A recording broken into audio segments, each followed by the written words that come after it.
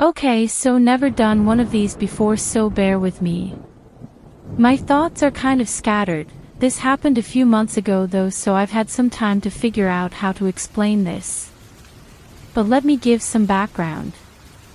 Me and my friend group from high school go on a trip every summer to some place. One year we got a lake house for a week, the next a penthouse in the city, but this year we got a beach house in North Carolina. I changed the names, but there's me, Griffin, DJ, and then there's Kylie, Maddie, and Claire. We all sort of went our own ways in college, grew up a bit and changed. This trip every summer always brought us back together.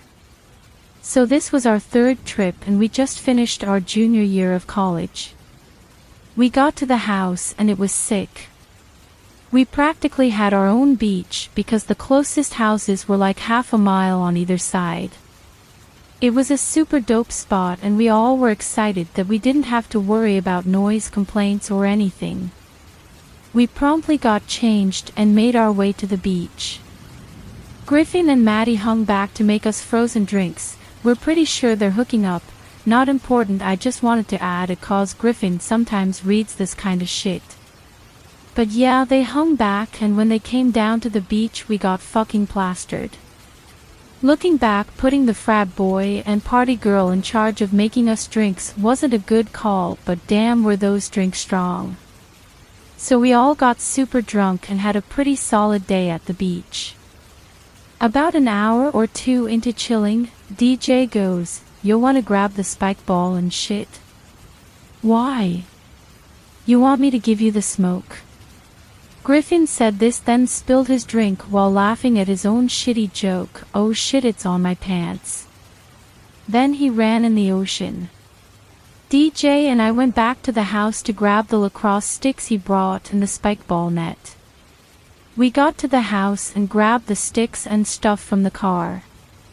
That's when we heard the most blood-curdling scream we've ever heard. I know it's cliché, but I genuinely felt the hairs on my arms stand up straight. DJ and I looked at each other and he started in a full-on sprint to the beach. I guess he assumed it was one of the girls and wanted to see what happened in case something went down. I followed. Once we got over the dunes we saw Griffin running to us. DJ asked, "Bro, what happened?" "What do you mean? That wasn't you guys?" Griffin asked, confused. "No, we thought it was you guys." We all just sort of stood there and scanned the area. After walking around the perimeter for a bit we went back to the beach and tried to play it off, but we made sure to keep an eye out for whatever made that fucking noise. We ended up chalking it up to being a fox or something.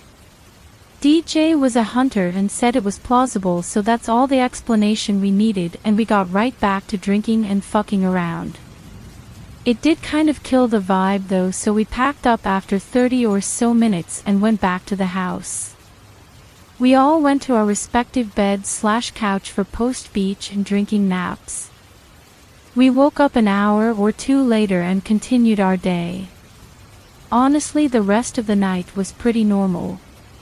We just sort of hung out, played some drinking games and hung out. But when we woke up the next morning we realized we wouldn't be able to have another beach day as it was torrential downpouring outside. All that really meant was the drinking and smoking would be taking place inside today. We were pretty much split half and half. Me, Griffin, and Maddie were drinking while DJ, Claire, and Kylie were getting high. As the day went on the rain got worse, and we got more fucked up. Which is why when Claire and Kylie said they heard something outside, we figured it was them just being paranoid and freaked out from the storm. But after they insisted on it not being the weed or rain, we sent our designated tough guys, Griffin and DJ, to check it out. After about 10 or so minutes they come back soaking wet and out of breath. We asked them if they saw anything and then they explained that they were just doing a lap around the house and talking shit when they saw something moving by the dunes. They called out, but whatever it was just went deeper into the dunes. So they head over, but when they got there they couldn't find whatever it was. So after looking for a bit they gave up and came back. This sort of creeped us out. But they assured us it was fine and it was probably just an animal or the wind or something. Everyone else relaxed a bit, but I was more skeptical. After 8+ years of friendship you pick up on subtle speech patterns and stuff like that, and I could tell when DJ said this he was trying to make us calm down. I pulled DJ aside and asked him about it alone, but all he said was, "Listen man, I don't know what it was but we're all good. Odds are it was just a deer and Griffin just had one too many." I honestly agreed. Griffin, while I love him, is not the most reliable source, especially while drunk.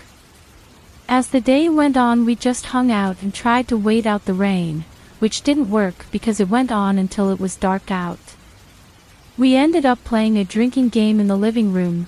It was some shit called Spoon's Ick, but that's not important. What is important is that after playing for a bit we heard what we thought were people outside. It sounded like they were playing music and talking and all that. It was like they were having a party. We all looked at each other confused. Kylie went, "I thought there was like no one else around us." "There isn't," I answered. "Who the hell is out there?" Griffin and DJ stood up.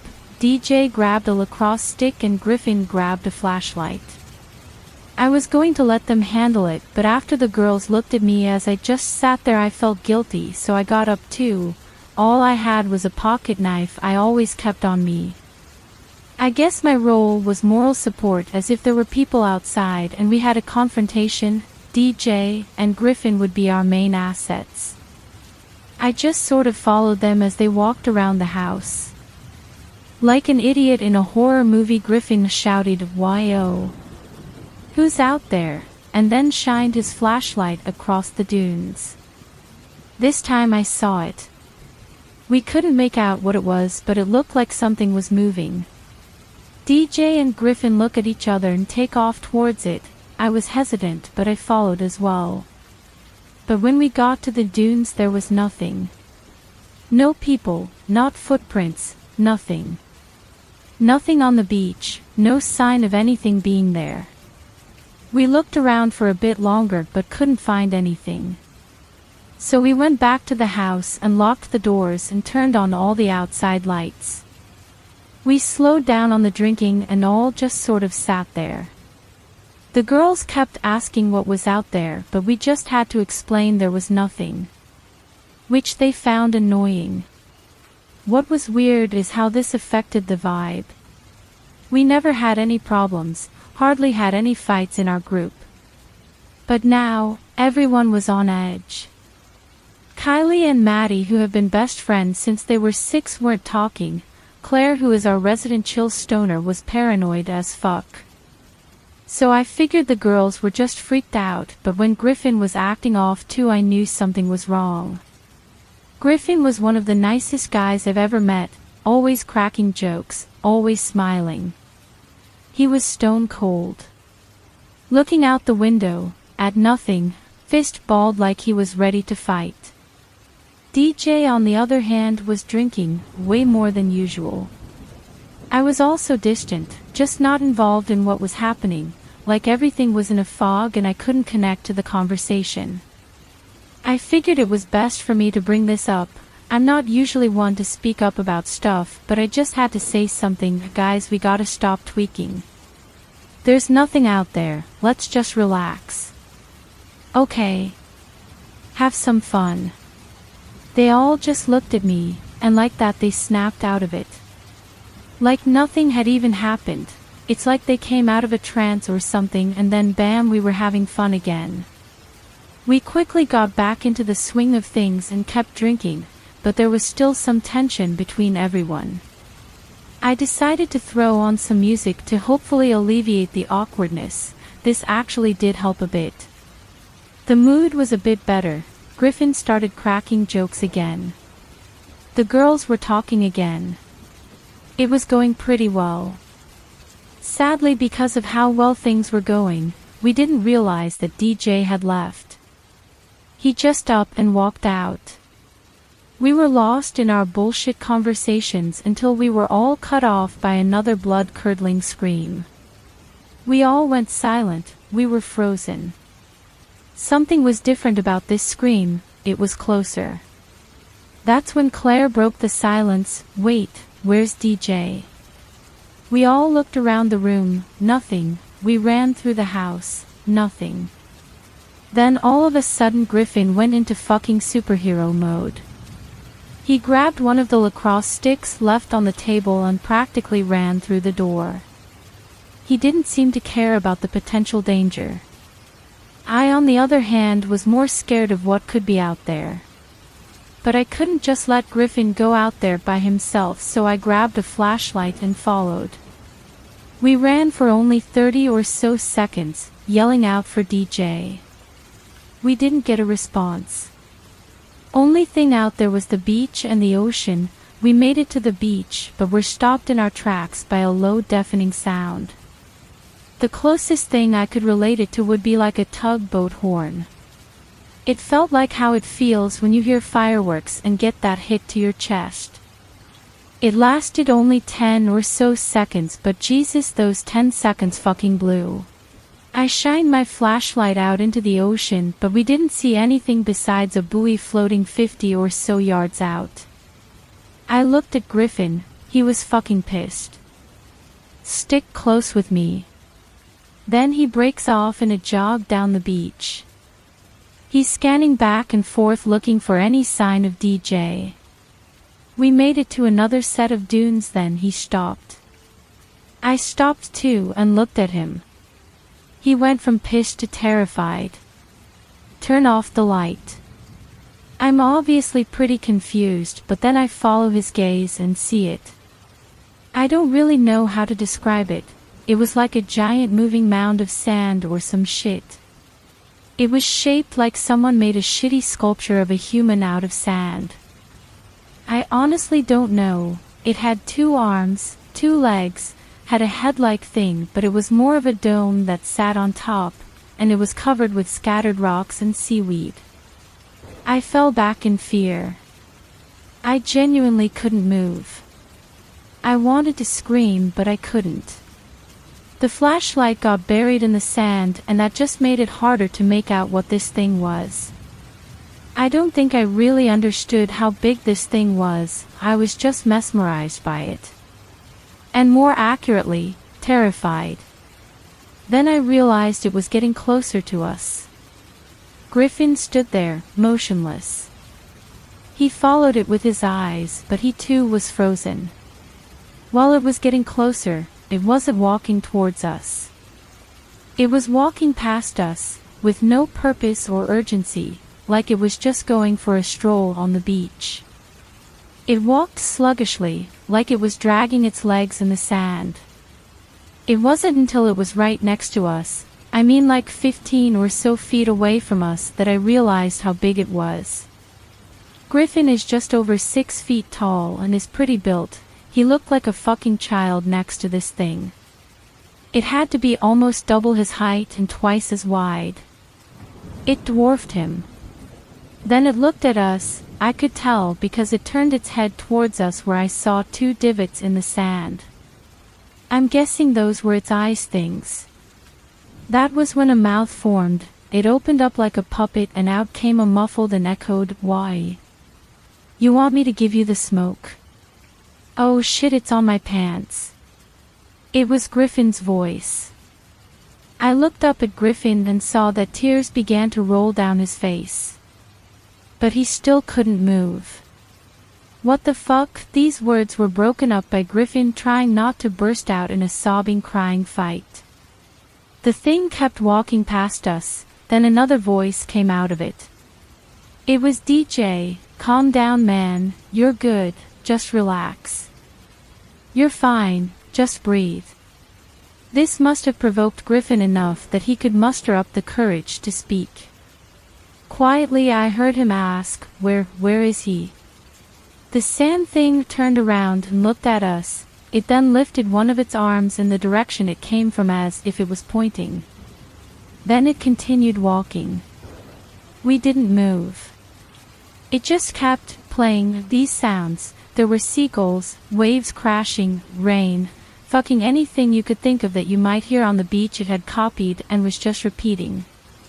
I also noticed that despite it dragging its feet in the sand, it didn't leave a trail. The only thing it left behind was the occasional piece of seaweed or rock that fell off its body. We watched it go to the dune, grab a handful of grass, and shove it in its mouth, then keep walking. Eventually, after it was over 100 or so feet away, I slowly got up and approached Griffin. He was still fucked up, but snapped out of it when I said, "We've got to go find DJ." We wandered down the beach and eventually, after looking for 10 minutes, we found him unconscious in the sand. He didn't seem to be hurt, no bruises or anything like that. So me and Griffin picked him up and carried him back to the house. We were pretty cautious not to run into the thing again. Despite it not actually doing anything to us, we didn't want to risk it. We made it back to the house and put DJ down on the couch. Then we had to explain what just happened to the girls. I honestly wasn't sure where to start, and Griffin didn't even really want to talk about it. But we really didn't have to, because DJ woke up. And the first thing he said was that real? Me and Griffin instantly knew what he was talking about. Griffin spoke up but only said, "Yeah." I had to ask, "Did it hurt you?" DJ was shaken and trying to collect his thoughts. Can't blame him. He went, "No, I went for a walk to try and calm down, then that thing showed up and waved at me." What fucking thing? Claire was getting annoyed.